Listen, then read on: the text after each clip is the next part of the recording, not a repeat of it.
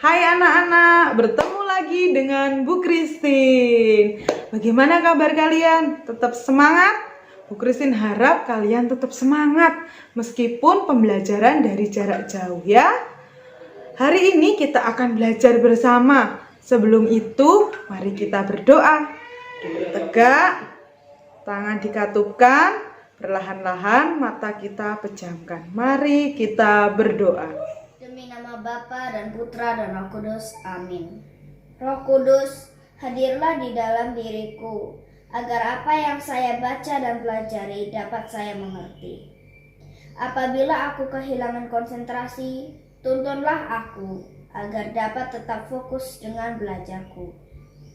Ya Yesus, Sang Guru sejati, berilah aku pemahaman yang tajam dan ingatan yang kuat, serta kemampuan untuk memahami materi dengan benar.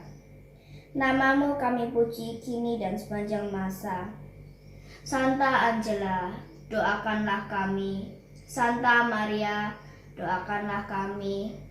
Santa dan Santo pelindung kami, doakanlah kami. Amin. Demi nama Bapa dan Putra dan Roh Kudus, amin. Anak-anak, hari ini kita akan belajar tentang manusia secitra dengan Allah. Kita semua pasti pernah yang namanya bercermin. Apalagi setiap kali setelah mandi dan mau pergi keluar rumah, pasti kita bercermin dulu. Kita lihat diri kita, sudah benar belum? Rambutnya sudah baik belum? Nah, tidak jarang juga kita sering selfie di HP kita.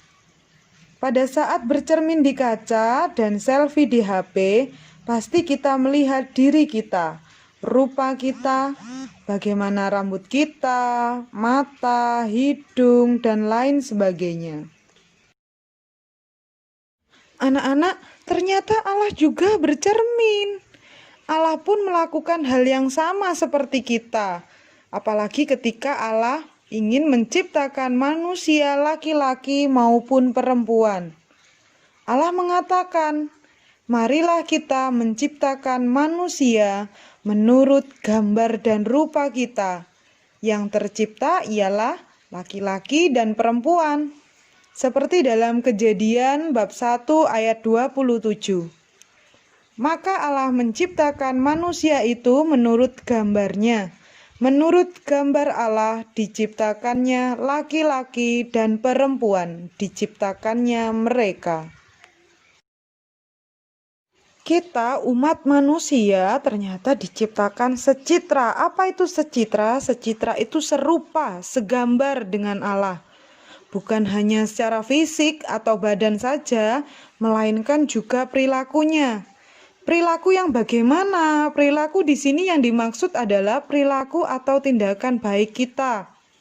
Seperti Allah yang berkuasa, manusia juga dianugerahi kemampuan untuk menguasai makhluk-makhluk lainnya. Sebagaimana digambarkan dalam Kejadian bab 1 ayat 28. Bagaimana manusia mampu menguasai makhluk-makhluk lainnya? Mari kita ulas. Manusia diberi anugerah yang istimewa oleh Allah. Yang pertama apa? Yang pertama adalah daya cipta atau pikiran kita. Dengan daya cipta, manusia mampu berkreasi dan menciptakan hal-hal baru. Contohnya seperti membuat rumah, membuat alat-alat elektronik, dan lain sebagainya. Kemudian yang kedua, rasa atau perasaan. Dengan daya rasa, manusia dapat merasakan perasaan senang, sedih, dan sebagainya. Kemudian yang ketiga, karsa atau kemauan. Kemauan di sini adalah kemauan bebas. Maksudnya bagaimana? Dengan kemauan atau kehendaknya, manusia tidak terikat dengan lingkungannya dan alam. Nah, di sini yang dimaksudkan adalah kita bebas memilih tindakan kita, mau berbuat baik atau berbuat buruk. Karena sebagai anak Allah, kita harus senantiasa berbuat baik. Ketiga hal ini yang membedakan kita dengan ciptaan Allah yang lainnya, seperti binatang, tumbuhan, dan sebagainya.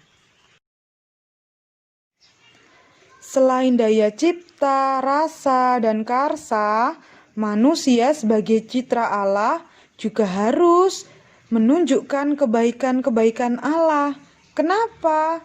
Karena dengan kita menunjukkan kebaikan-kebaikan Allah atau perbuatan baik kita, orang lain mampu melihat gambar Allah dalam diri kita.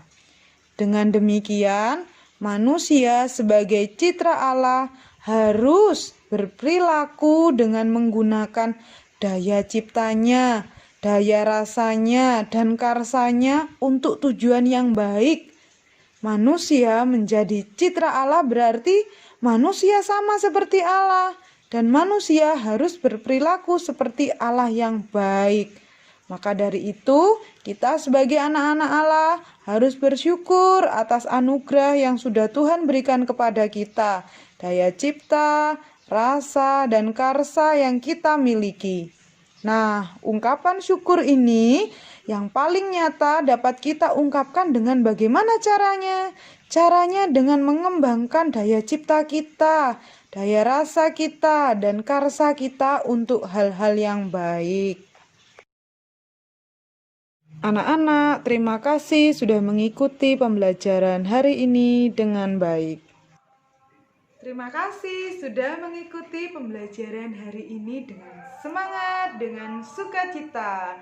Mari kita tutup pembelajaran pada hari ini dengan berdoa yang akan dipimpin oleh teman kalian. Duduk dengan tegak, tangan dilipat di depan dada, perlahan-lahan mata kita pejamkan. Mari kita berdoa. Nama Bapa dan Putra dan Roh Kudus. Amin. Terima kasih Roh Kudus telah mendampingi saya selama belajar. Semoga apa yang telah saya pelajari dapat bermanfaat bagi pengembangan ilmu dan pengetahuanku di masa depan. Sekiranya aku dapat menaburkan kebaikan bagi sesama dari apa yang saya pelajari. Demi kekudusan-Mu. Amin. Dalam nama Bapa dan Putra dan Roh Kudus. Pesan Bu Christine, tetap semangat, jaga kesehatan, dan jangan lupa selalu rajin berdoa. Tuhan memberkati.